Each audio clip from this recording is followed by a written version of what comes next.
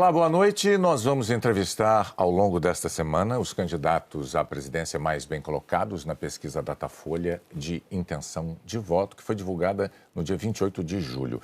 Pela ordem determinada em sorteio, com a presença dos assessores dos partidos, Jair Bolsonaro, do PL, é o entrevistado de hoje. Amanhã, Ciro Gomes, do PDT. Na quinta-feira, Luiz Inácio Lula da Silva, do PT. E na sexta-feira, Simone Tebet, do MDB.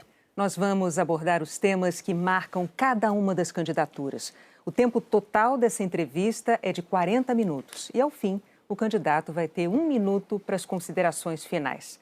Candidato Bolsonaro, boa noite. Obrigada pela presença. Eu agradeço também a sua presença, candidato, e o tempo começa a ser contado a partir de agora. Nós vamos começar a entrevista com um assunto que tem mobilizado os brasileiros. O senhor tem xingado ministros do Supremo Tribunal Federal, tem feito ataques sem prova nenhuma ao sistema eleitoral brasileiro. O senhor chegou, inclusive, a ameaçar não ter eleição no Brasil, como se coubesse ao senhor decidir uma coisa dessas. Candidato, com franqueza, o que é que o senhor pretende ou o que é que o senhor pretendeu com isso?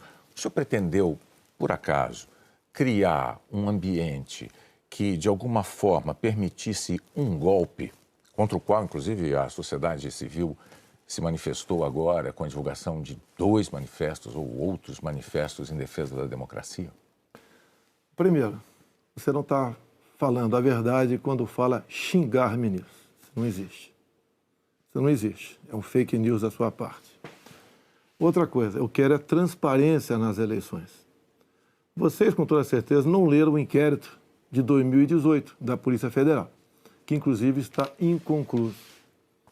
E aquela pergunta que eu sempre faço. Se você pode botar uma tranca a mais na sua casa para evitar que ela seja assaltada, você vai fazer ou não? Então, esse é o objetivo disso que eu tenho falado sobre o Tribunal Superior Eleitoral. E outra coisa, em 2014, tivemos eleições, no segundo turno, o PSDB duvidou da lisura das eleições e contratou uma auditoria. E a conclusão da auditoria do PSDB, que as urnas são inauditáveis. E só para ficar bem tranquilo aqui, em 2018, houve uma denúncia de fraude, e a senhora Rosa Weber determinou que fosse aberto um inquérito pela Polícia Federal para apurar a fraude.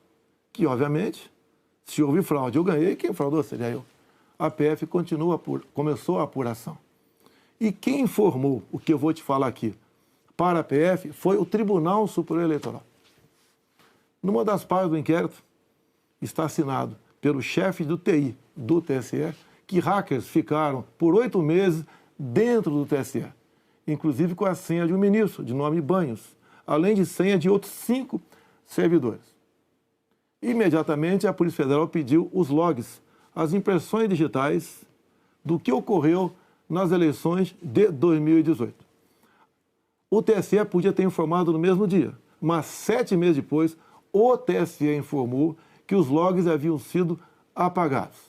Então, a grande interrogação é exatamente essa daí. Nós queremos evitar que dúvidas pairem por ocasião das eleições agora desse ano. Candidato, nada mais além disso. É curioso que o senhor se refira a esse episódio, porque o senhor, inclusive, foi acusado de ter divulgado informações sigilosas de investigações inconclusivas. Mas sobre a transparência que o senhor afirma defender das urnas, órgãos fiscalizadores como o Tribunal de Contas da União, a Advocacia Geral da União, associações de juízes, associações de juristas, associações de delegados da Polícia Federal, todos já atestaram a segurança das urnas eletrônicas. Eu vou além.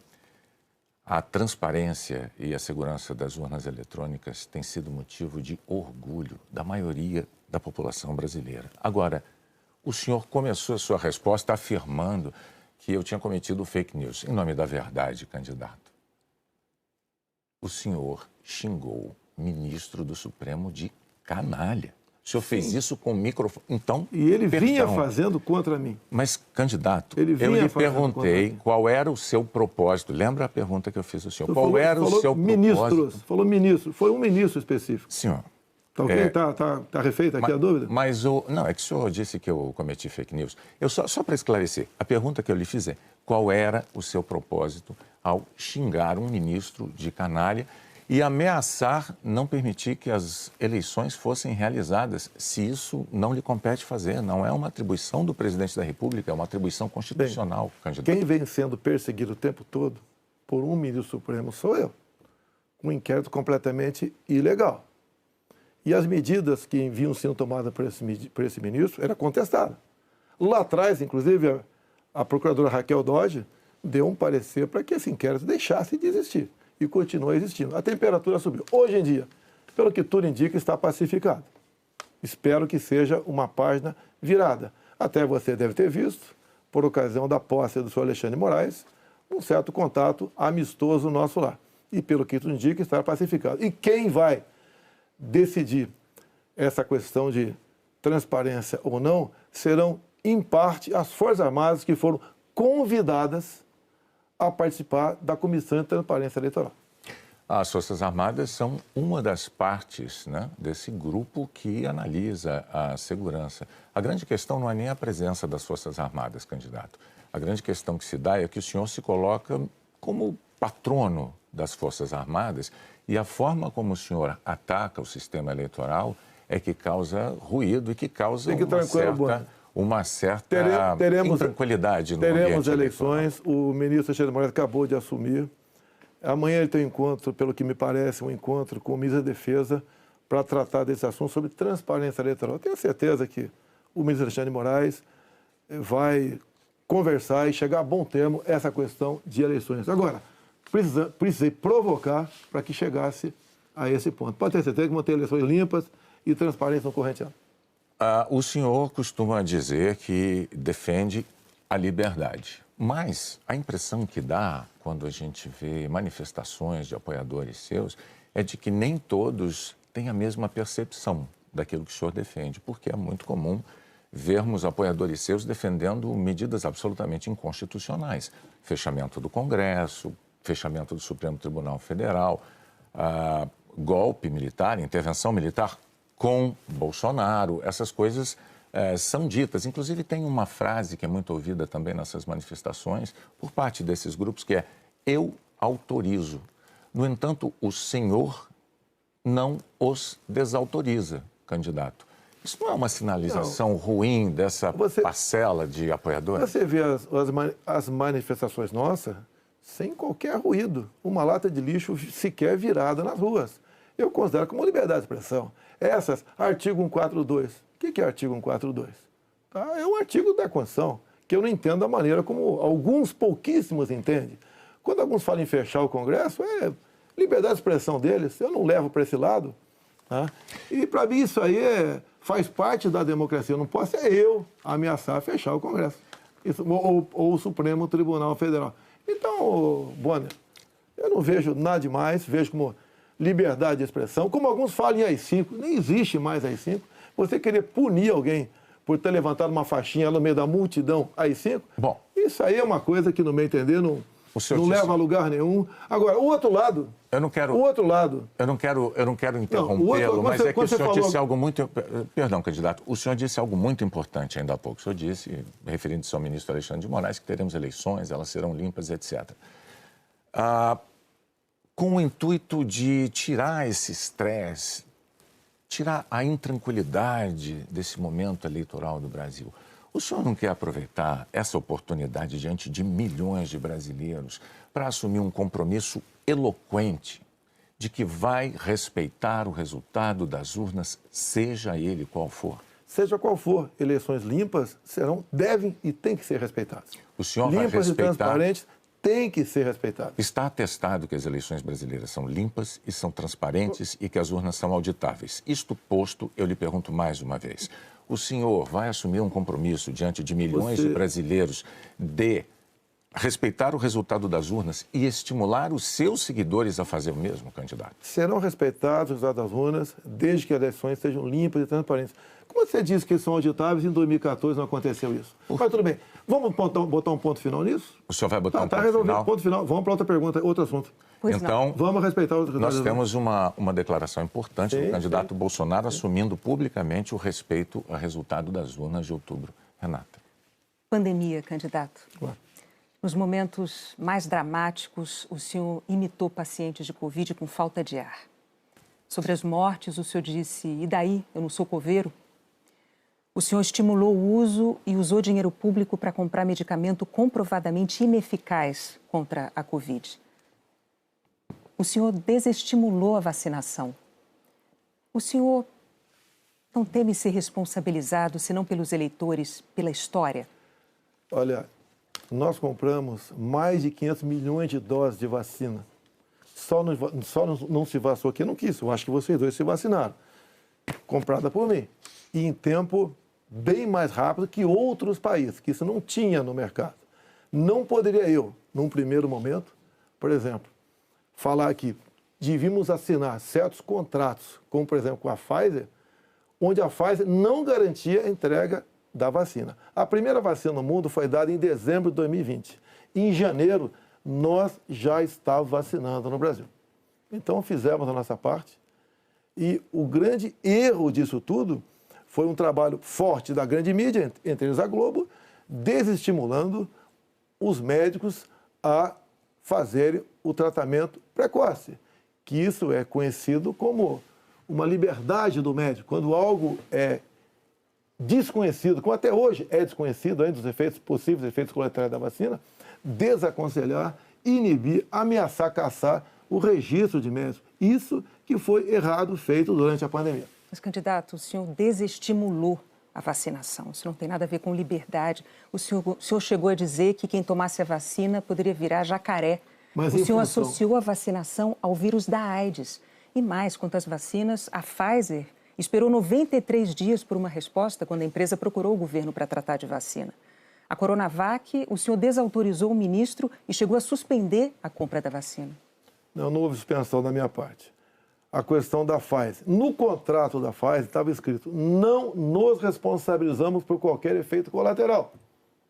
Outra coisa, a Pfizer não apresentou quais seriam os possíveis efeitos colaterais. Eu usei uma figura de linguagem: jacaré. Figura de linguagem? Sim. Você acha que é o caso de brincadeira? Não é brincadeira isso. Isso faz parte da literatura portuguesa. Então, brincadeira é, num momento difícil para o Brasil, a imprensa desautorizar os médicos pela sua liberdade de clinicar. Esse foi o grande problema. E outra coisa, eu não errei nada do que eu falei. Eu falei no início da pandemia que nós devíamos tratar dos idosos, pessoas com comorbidade, e o resto da população trabalhar. Isso eu falei e não errei. Hoje, muitos países já falam que o lockdown foi um erro, que as pessoas se contaminavam muito mais em casa do que nas ruas. E outra coisa, se falava em fazer o que o lockdown? Lockdown 1 mês, 2 meses no máximo para achatar a curva. Durou mais de 1 ano o lockdown. E até hoje continua gente falecendo por Covid.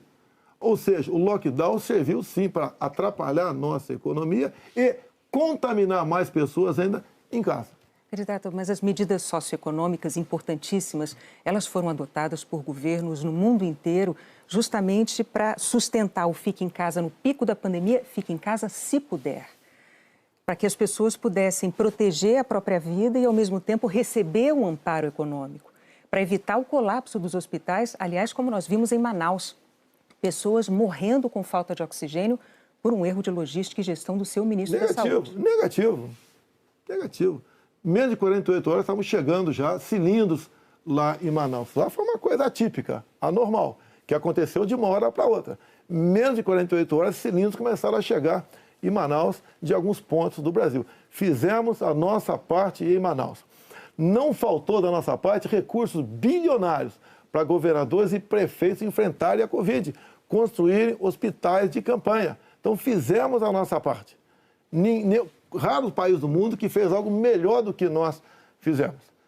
E o resultado, até o OMS reconhece isso daí. Fizemos a nossa parte. O senhor mencionou 48 horas, o fato é que Manaus ficou uma semana, mais de uma semana, 9 dias, sem receber o apoio as pessoas com falta de oxigênio nos hospitais. Não é verdade isso. Agora, não é verdade. Candidato, sobre o seu comportamento, com as frases que eu mencionei, imitando pacientes com falta de ar, muitos viram isso como um sinal de falta de compaixão. Eu queria que você botasse no ar eu imitando falta de ar. Realmente... Mas falta de compaixão... Então você começou a mudar. Desculpe, você começou a mudar, tudo bem. Para eu completar a minha frase, muitos viram isso como uma falta de compaixão, de solidariedade com os doentes, com as vítimas, com os parentes das vítimas. O senhor se arrepende? A solidariedade, eu me manifestei conversando com o povo nas ruas, visitando a periferia de Brasília, vendo pessoas humildes que foram obrigadas a ficar em casa sem ter um só apoio do governador ou prefeito.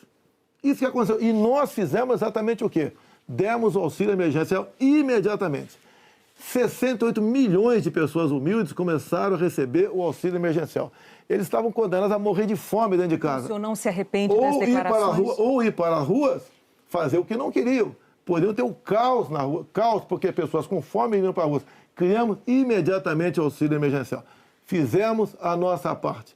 Demos tanto dinheiro para governadores e prefeitos que a gente não tem notícia de eles terem atrasado folha de pagamento ou até mesmo 13º. E quando tivemos a oportunidade de investigar fraudes, aquela CPI do circo feita por Renan Calheiros, Omar Aziz e Randolfo Rodrigues, não quiseram investigar os desvios de recursos enviados para 9 governadores do Nordeste. Fizemos a nossa parte e tratei com muita seriedade essa questão. Agora, não adotei o politicamente correto. Não estimulei. Inclusive, o que eu falei é que quando foi decidido o que era essencial, o trabalho essencial, eu falei, deve ser todo aquele necessário para o homem ou a mulher levar o pão para dentro de casa. A própria MS concordou comigo nessa questão. Então o senhor chama isso de politicamente incorreto? O senhor não se arrepende do seu comportamento, das frases que fez, imitando pessoas com falta de ar, como solidariedade com as famílias que sofreram? Você acabou de falar que eu não imitei falta de ar e voltou a falar em falta de ar novamente. Você voltou a falar em falta de ar novamente. 700 mil mortos. A minha pergunta é muito específica. O senhor se arrepende disso? Lamento as mortes. Não tem que não perder um parente, um amigo. Lamento as mortes. Agora, não poderia ser tratada a Covid da forma como começou a ser tratada. E quando você fala em tratamento precoce, lembre-se que no protocolo do Mandetta tinha o tratamento precoce lá, mas só em casos graves, onde eu não concordei com ele. No início, o protocolo do Mandetta era vá para casa. Quando sentir falta de ar, procura um hospital. Eu falei, procurar para quê se não tem remédio? E não tinha vacina também naquele momento. Bom, vamos falar de economia? Eu só queria observar, a Renata não retirou observação sobre o fato de o senhor ter imitado pessoas com falta de ar. Ela disse, não. Ela disse que o senhor imitou gente com falta de ar e que faltou também a solidariedade. Foram as duas coisas. E o senhor não respondeu mas, candidato, o senhor já deixou claro que o senhor acha que mais brasileiros se contaminaram por ficar dentro de casa sem se expor. Não, o senhor disse isso. Nova York mostra isso aí. O senhor disse isso. Então, vamos agora para a economia. Dentro de casa que fora de casa. Vamos para a economia. Vamos para a economia, que é um tema que o senhor também gostaria de abordar certamente. Em 2018, como candidato, o senhor disse assim, numa entrevista: eu sei do que é que o povo precisa. Inflação baixa, taxa de juros menor, dólar menor. Aí veio o seu governo, os juros básicos da economia dobraram, a inflação mais que dobrou, o dólar que estava em R$ 3,90 está em mais de R$ 5,00. É verdade que tudo isso se deu num cenário de pandemia e num cenário também de guerra na Ucrânia. Ocorre que esse cenário não mudou, não é? A pandemia não acabou, infelizmente, e a guerra da Ucrânia é uma realidade ainda.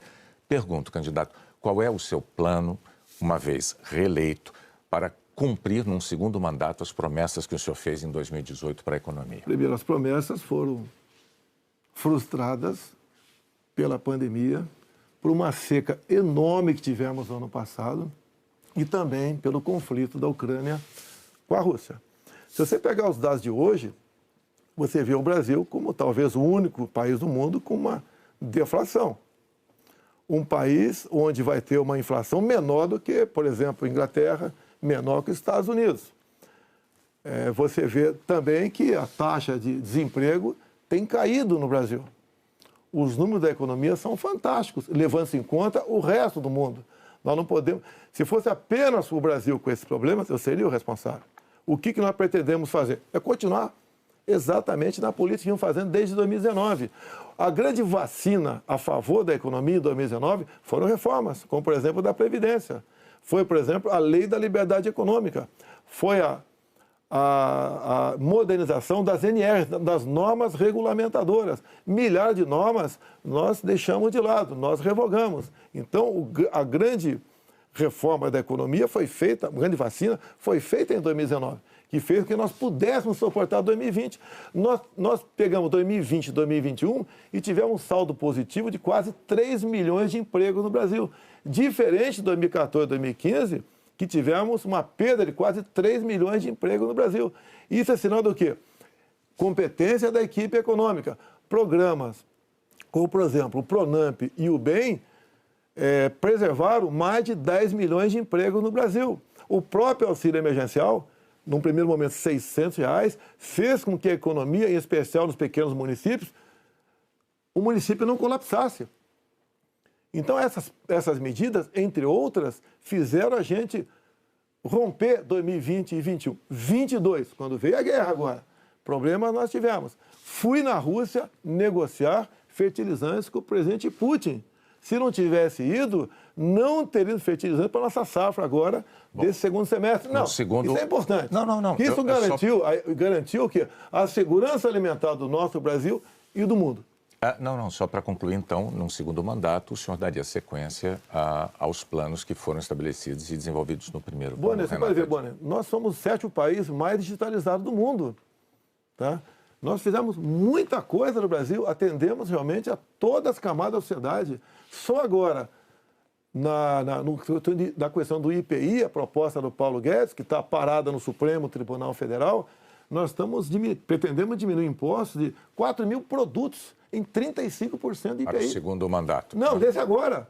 É que a proposta parou no Supremo Tribunal Federal. Estamos há semanas... Agora, senhores, para que a gente possa abordar... Isso começou há 2 meses a redução de IPI, não foi de agora. Para que nós possamos abordar nessa entrevista o maior número de temas, vamos prosseguir, vou falar sobre meio ambiente. Em 2020, o seu então ministro do Meio Ambiente, Ricardo Salles, disse que era para aproveitar que a imprensa toda estava focada na cobertura da pandemia para ir desregulamentando as leis ambientais, o que ele chamou de passando a boiada. Fato é que, no seu governo, a taxa anual de desmatamento da Amazônia deu um salto, é a maior em 15 anos. O senhor continua apoiando essa política de desregulamentação? Olha, você tem que pensar que na Amazônia você tem quase 30 milhões de habitantes lá. Tem 30 milhões de brasileiros na Amazônia. Primeira preocupação é essa. Outra, qualquer propriedade lá tem que preservar 80% e pode usufruir de 20%.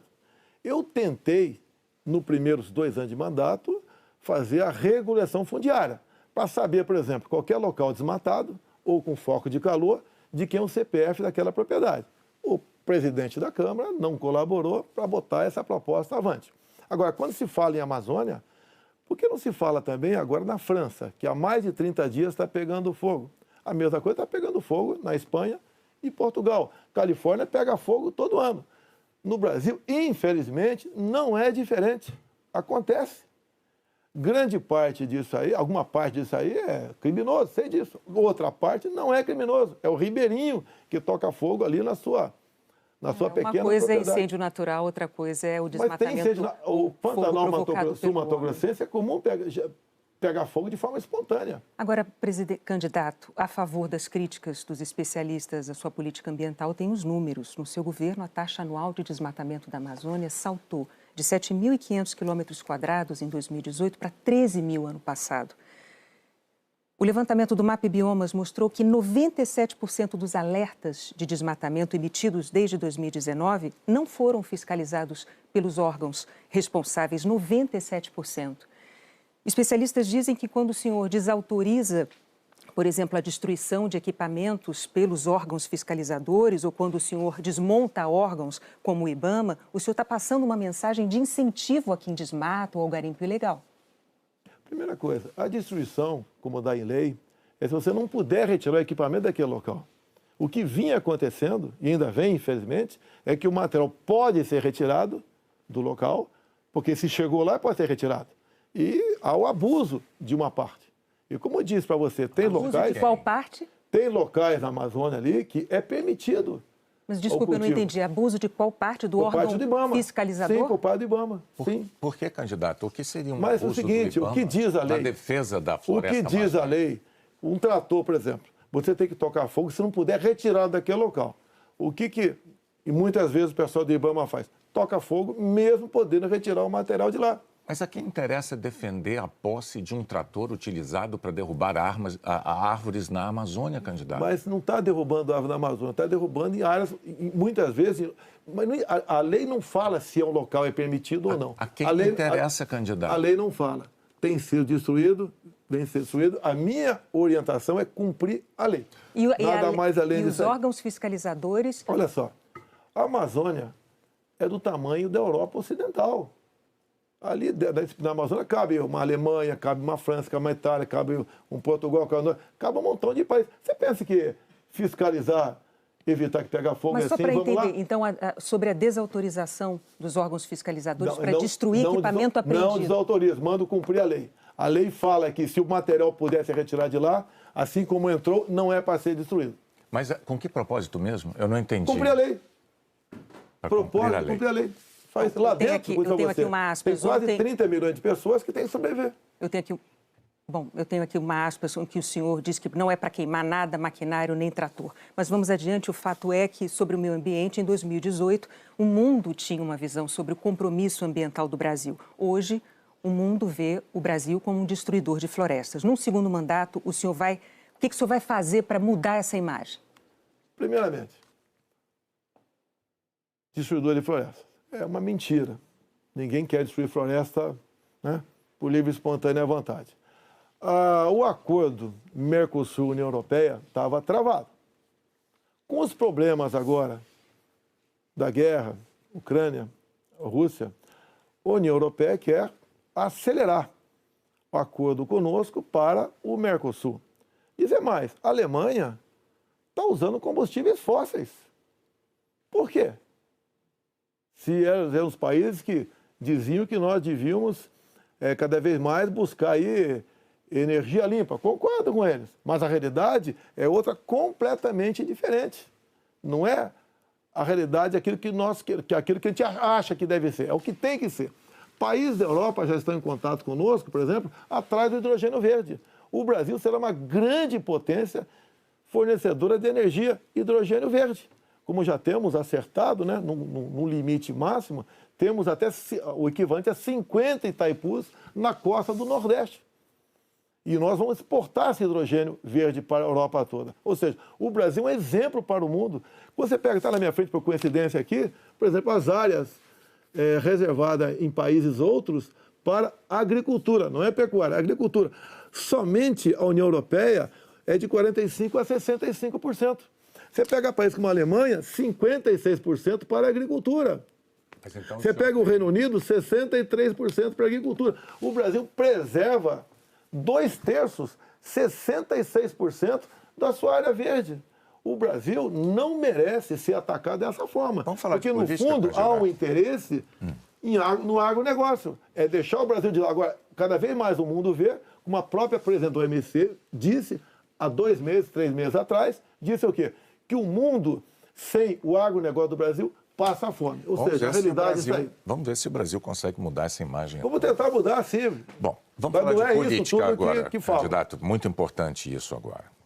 Está também nas atenções por motivos claros. Em 2018, o senhor candidato à presidência, o senhor se apresentava como o candidato da antipolítica e o candidato contra o Centrão. Na convenção do seu partido, o general Heleno chegou a cantar se gritar, pega Centrão, não fica um, trocando a palavra ladrão por Centrão, etc. Isso ficou muito famoso. Hoje, a verdade é que o Centrão, ele é a base do seu governo. Na semana passada, quando o senhor estava saindo lá do Palácio da Alvorada, inclusive o senhor enfrentou lá um incidente com aquele youtuber que foi cobrar do senhor essa aliança do seu governo com o Centrão. Eu pergunto, por que eleitores como aquele, que se sentem traídos pelo senhor, acreditariam nas suas promessas de agora? Você está me estimulando a ser ditador. Eu, candidato? Você. Porque o Centrão são mais ou menos 300 parlamentares. Se eu deixar de lado, eu vou governar com quem? Não vou governar com o parlamento. Então, você está me estimulando a ser um ditador. São 513 deputados. 300 são de partidos de centro, pejorativamente chamados de centrão. O lado de lá, os 200 que sobram, é o pessoal do PT, PCdoB, PSOL, Rede. Não dá para você conversar com eles. Até eles não teriam número suficiente para aprovar sequer um projeto de lei comum. Então, os partidos de centro fazem parte, em grande parte, da base do governo para que nós possamos avançar em reformas, como temos avançado em muitas coisas. Como, por exemplo, através do Centrão, nós conseguimos o Auxílio Brasil de R$ 600 para 20 milhões de famílias. Dá para imaginar isso? E olha só, os partidos de esquerda votaram contra o parcelamento dos precatórios, que era condição para a gente dar lá atrás R$ 400 de Auxílio Brasil para esses mais necessitados. Então o PT votou contra o Auxílio Brasil de 400. Não, votou contra a questão dos precatórios. Do parcelamento, que sem parcelamento você não tem como conseguir recurso no orçamento para pagar os 400. Assim como agora o PT também votou contra, tá? Ou melhor, discursou contra os R$ 600 e votou favorável.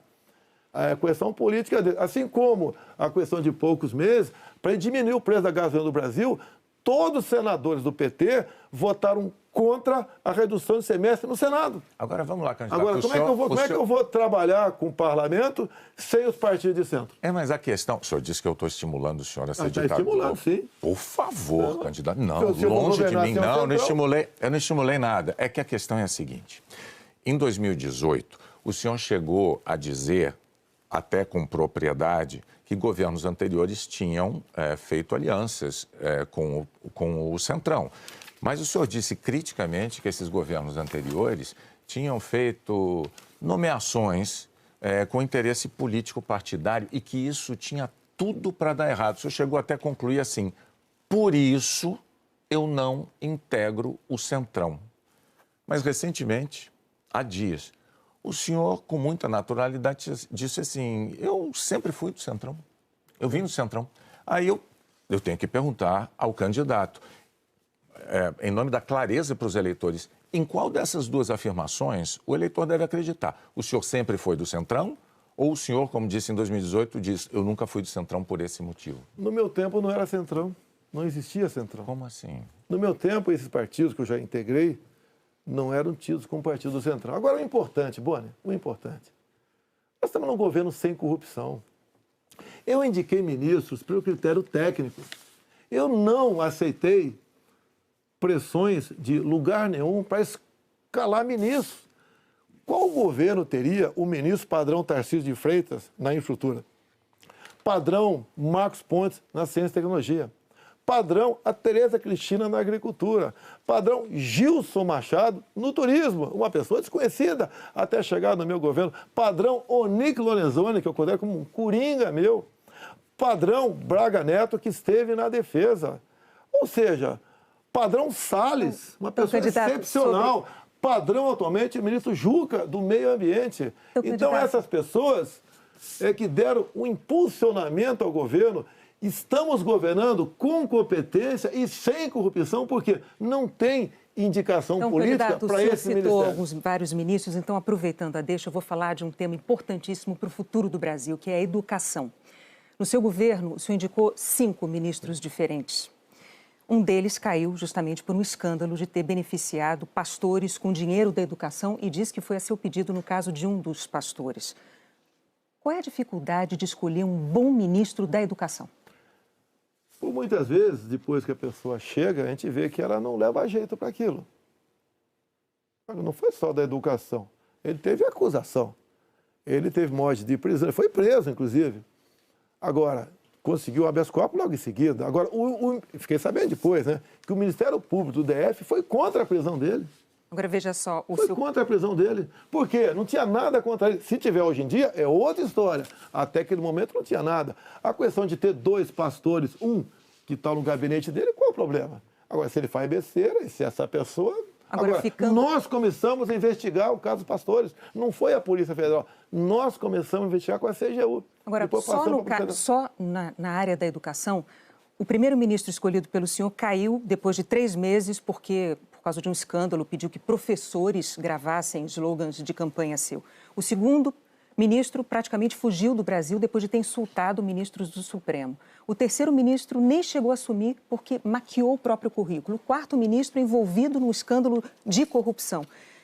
Quais são os critérios que o senhor usa para escolher um ministro de uma área tão vital para o futuro do país? As pessoas se revelam quando chegam. Atualmente, eu tenho um excelente ministro da Educação. Acontece, é igual um casamento, muitas vezes. Mas o senhor concorda que essa alta rotatividade prejudica o ideal era não ter vários... O ideal era não ter rotatividade nenhuma, mas acontece. Outros ministros foram trocados também. Bom, por vários motivos. Agora, depois desse escândalo do MEC... Que escândalo do MEC, Boni? A saída do ministro Mas a saída é escândalo, MEC? Não é escandaloso, candidato. Um ministro destinar dinheiro da educação para 2 pastores, dizendo que o presidente da República indicou um deles. Cadê o duto cadê o duto do dinheiro vazando ali? Cadê o dinheiro? Candidato, não sabemos. Cadê o dinheiro aparecido? Você não sabe? E está me acusando? Não, está acusando o Milton por isso? O senhor tem todo o direito de achar que não foi um escândalo. Nós vamos adiante.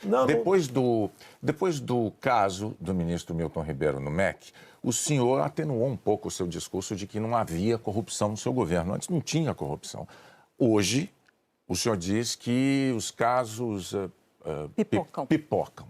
Os casos pipocam de corrupção no seu governo. Bom, ao mesmo tempo, vão se acumulando denúncias de interferências suas na Polícia Federal, que é um órgão de Estado, não é um órgão de governo, e um órgão de Estado que o senhor prometeu prestigiar. Como é que o senhor explica para o eleitor essa mudança da sua postura da eleição de 2018 para cá, candidato? Primeiramente, quem me acusou de interferência na PF foi o ex-ministro Sérgio Moro. Falou que a prova da interferência estava numa sessão reservada nossa. Bem, eu não queria, a sessão foi gravada, eu não tinha obrigação de entregar ali a fita. O senhor teve 4 diretores gerais da Polícia Federal e a cada eu não tinha obrigação de entregar a fita. Entreguei a fita. Foi revelado, até com muitos palavrões na reunião de ministros. Não acharam nada. O que acontece? Eu, quando entrego o ministério para alguém, eu dou o ministério para aquela pessoa agir. Tá?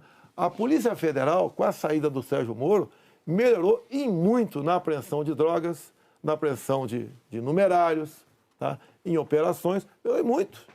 Em armamento, melhorou.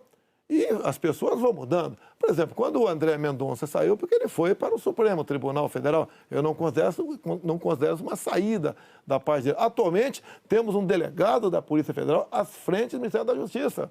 Agora, ninguém comanda a PF, Bonner.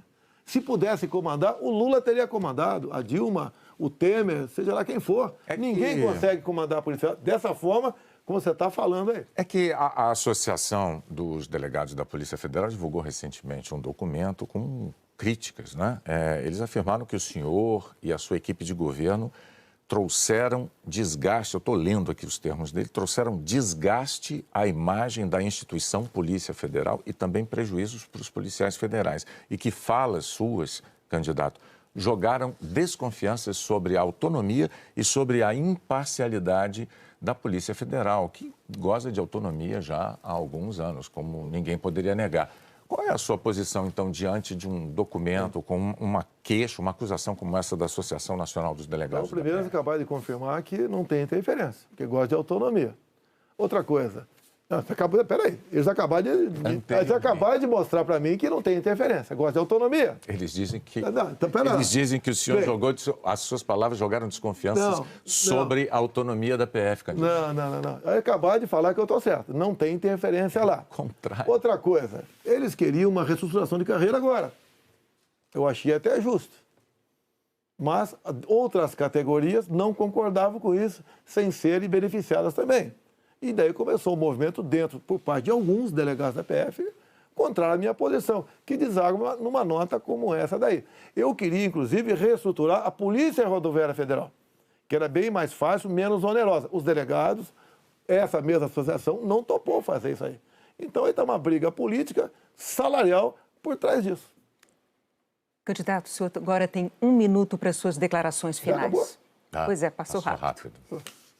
Eu queria ficar algumas horas com vocês aí. Tá? Quando o senhor começar, a gente começa a contar o tempo. Vamos lá. O que eu tenho a falar para a população brasileira? Peguei o Brasil numa situação crítica, na questão ética, moral e econômica. Começamos a trabalhar, tá? Fizemos muitas reformas em 2019. Infelizmente, tivemos a Covid, depois tivemos a guerra lá fora, tá? Tivemos uma seca enorme. E nós fizemos tudo o possível para que a população brasileira sofresse o menos possível. Isso nós fizemos. Hoje você nota o preço do combustível caiu assustadoramente, nada de canetada, com o trabalho nosso junto ao Parlamento brasileiro, conseguimos R$600 de Auxílio Brasil para 20 milhões de pessoas mais pobres, conseguimos a transposição do São Francisco, que estava parado desde 2012, levando água para o Nordeste. Nós pacificamos o MST, titulando terras pelo Brasil, e 90% dessa titulação foram para as mulheres. Criamos o PIX, tirando dinheiro de banqueiros, fazendo com que a população pudesse se transformar, muitos em pequenos empresários, um PIX sem qualquer taxação em cima do PIX. Anistiamos 99% da dívida de 1 milhão de jovens junto ao FIES. Encerrou? Acabou. Muito obrigado aí, até a próxima. É boa, né? Renato, até a próxima. Candidato, mais uma vez, muito obrigado por ter vindo e por ter prestado esses esclarecimentos ao público telespectador, aos eleitores brasileiros. Nós voltamos ao estúdio do Jornal Nacional.